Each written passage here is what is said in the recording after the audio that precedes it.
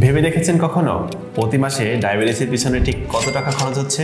চলুন আজ একটু হিসাব করি।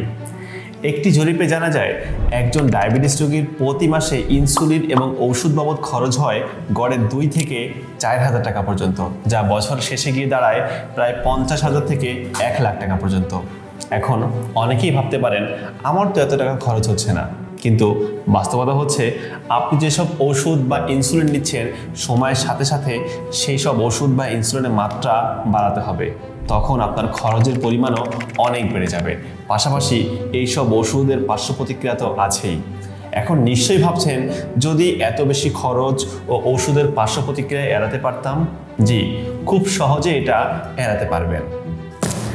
বনভূমি ডায়াবেটিস চা, এই চা নিয়মিত সেবনে অত্যন্ত দ্রুত সময়ে আপনার ডায়াবেটিস নিয়ন্ত্রণে চলে আসবে। আর সবচেয়ে মজার বিষয় হলো, এই চা সেবনের পর আপনি কিছুদিনের মধ্যেই ওষুধ ও ইনসুলিন ব্যবহার বাদ দিতে পারবেন। আর এতে আপনার লাখ টাকা খরচ বেঁচে যাবে সহজেই।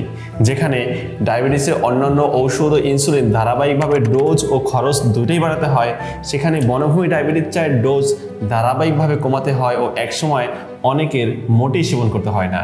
আর আপনি প্রাকৃতিকভাবে ডায়াবেটিস নিয়ন্ত্রণ করতে পারেন। তাহলে হিসাবটা একেবারেই সোজা। ওষুধের মাসিক বড় অঙ্কের খরচ এবং এর পার্শ্ব প্রতিক্রিয়া থেকে নিজেকে বাঁচাতে এখনই সংগ্রহ করুন বনভূমি ডায়াবেটিস চা। কোনো ধরনের পার্শ্ব প্রতিক্রিয়া ছাড়াই ডায়াবেটিসকে জয় করুন খুবই সহজে।